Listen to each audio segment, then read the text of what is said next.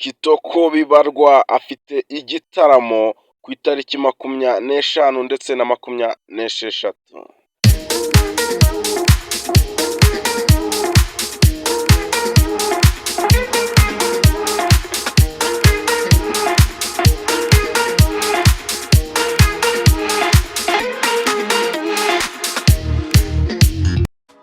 Mbibutsa ko ku itariki 25 z'ukwa 12 azaba ari kuri Noheli cyangwa se kuri Christmas, ndetse bukeye bwaho kuri 26 azaba ari kuri Boxing Day.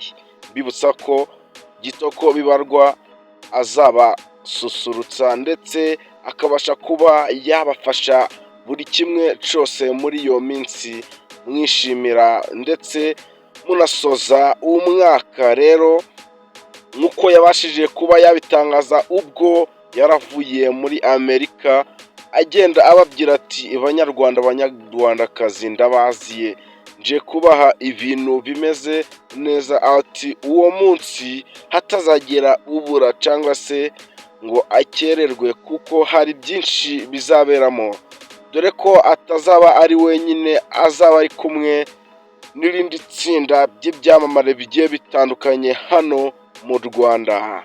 Bababwira ati muzaze mwitabire, ati ku bwanyu cyangwa se dufatanyije naco tutageraho, ati twabafasha buri kimwe cyose mwakishima, namwe mukabasha kuba mwavuga ati nimwe bacu.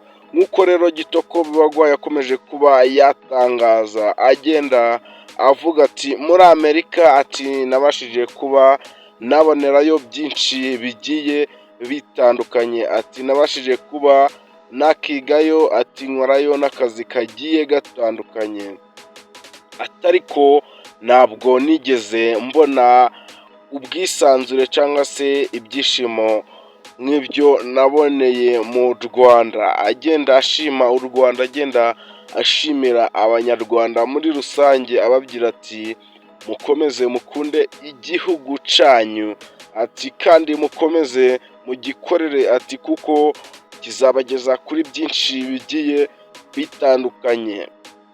Agenda ababwira rero ku gitaramo, agenda abashishikariza abanyarwanda mwese, ababwira ati muzaze, ati hari indirimbo nyinshi twateguye tuzabasha kuba twasohora, ati hari nyinshi muzumviraho, ati kandi zizabafasha kuba mwakishima, ati hari n'ubutumwa bwiza buzaba bubagenewe.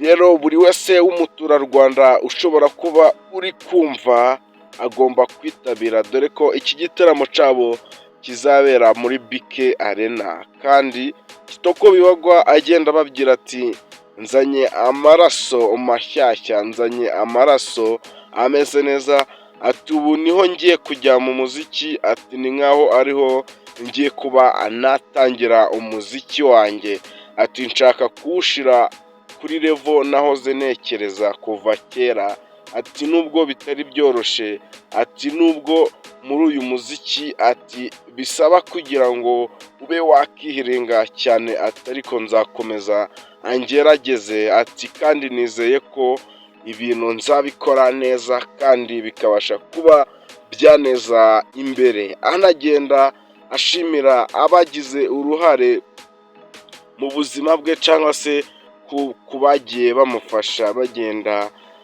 bamufasha buri kimwe cyose, agenda abashimira avuga ati rero mukomeze mumfashe, ati ubu niho ngiye gukora ibintu byinshi bigiye bitandukanye. Rero nk'uko yakomeje kuba yabibabwira, ariko umutima we cyangwa se ibitekerezo ari kugenda abishyira ku gitaramo cye, agenda ababwira ati muzaze muri benshi, ati kuri Christmas Beach Fest, nk'uko yagiye abyandika ababwira ati muzaze muri benshi 25 z'ukwa 12 ndetse na 26, murabizi aho azaba ari kuri Boxing Day, mwese murabizi.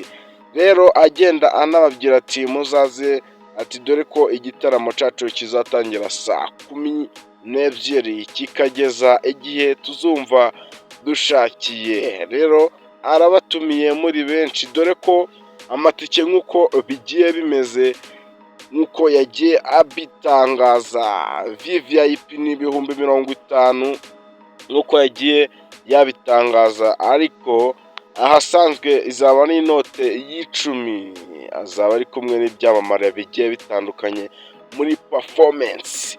Rero nshuti, twakomeje muri kubana muri iki kiganiro, mwibutsa ko nimba utarakora subscribe yikore kugira ngo ibindi biganiro byiza tuza tubagezaho bize bibageraho ku gihe. Mwari kumwe na Benjamin, ndabashimiye, Imana ibarinde, ndabakunda cyane, ciao ciao.